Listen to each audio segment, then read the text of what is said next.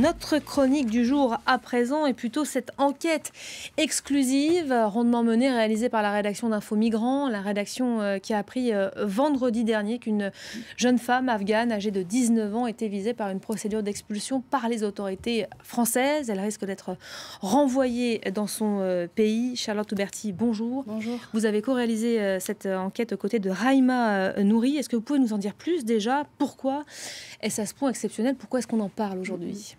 Alors, cette jeune femme que nous nommerons Faria, c'est son nom d'emprunt pour des raisons de sécurité, est arrivée le 1er janvier dernier à l'aéroport de Roissy-Charles de Gaulle à Paris, dans un vol en provenance de Grèce.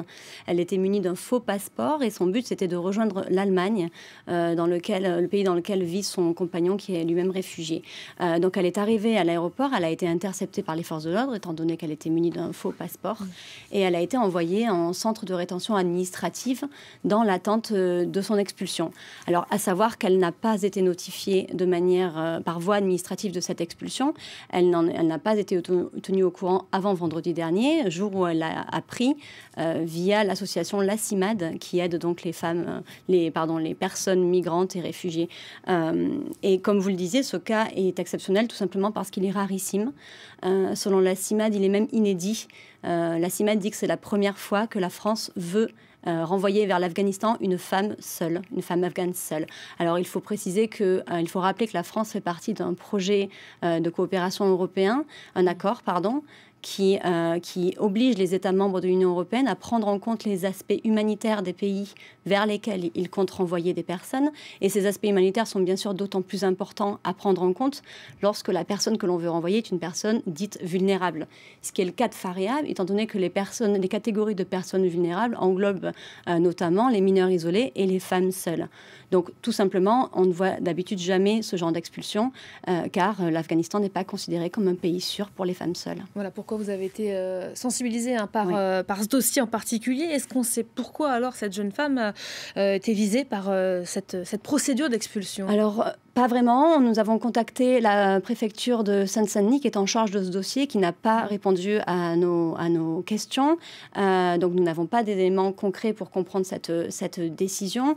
Nous savons, comme je le disais tout à l'heure, que cette personne a tenté de rentrer illégalement sur le territoire français, qui a enclenché son interpellation.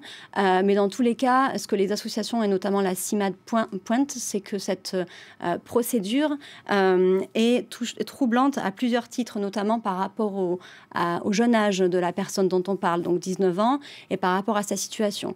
Faria, que nous avons pu contacter hier par téléphone depuis son centre de rétention, est originaire de Kandahar, en Afghanistan, une région qui est régulièrement ciblée par des attaques d'insurgés talibans. Elle nous expliquait hier au téléphone que son oncle était lui-même taliban et qu'il avait voulu la marier à son fils et qu'elle avait décidé de refuser cette union qu'elle dit forcée. Et c'est ça qui a engendré son départ du pays. Je vous propose de l'écouter.